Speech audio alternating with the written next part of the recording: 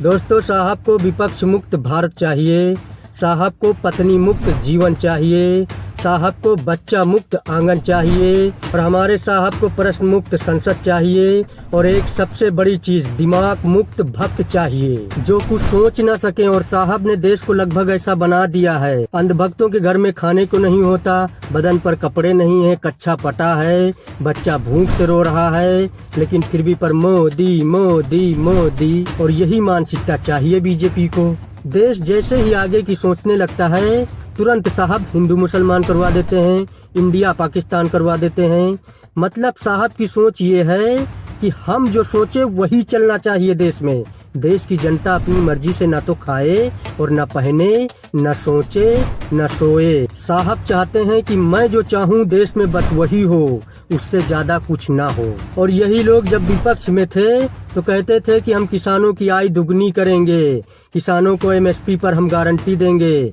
आज किसानों के एमएसपी पर बात नहीं करना चाहते हैं और आय दुगनी करने की बात आती है तो किसानों पर लाठी डंडे बरसवाते हैं, उन पर आंसू गैस के गोले छुड़वाते हैं, रबड़ बुलेट से हमला करवाते हैं। तब एक स्मृति ईरानी जी हैं, वो हर रोज राजघाट पर सिलेंडर लेकर बैठ जाया करती थी जब 50 रुपए दाम बढ़ जाया करते थे। लेकिन आज वही 400 रुपए का गैस सिलेंडर 1100 रुपए का हो गया है। अब अपनी जुबान तक ये नहीं खोलती हैं। अगर कहीं महिलाओं का बलात्कार हो जाता था तो यही स्मृति ईरानी रोडों पर रैलियां निकाला करती थी। लेकिन आज हर रोज महिलाओं के साथ बलात्कार होता है।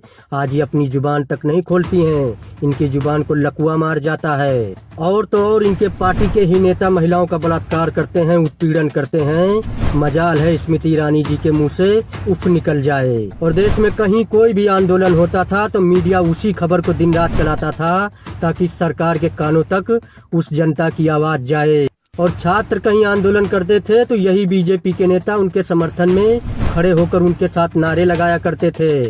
और आज छात्र आंदोलन करते हैं तो उन्हें नक्सली, एंटी नेशनल, देश विरोधी, खालिस्तानी बता देते हैं यही लोग जो सत्ता में बैठे हैं और भरपूर साथ इनका मीडिया देता है। तो ये लोग जनता के लिए नहीं काम करते हैं और ना ही ये जनता के लिए सत्ता में हैं।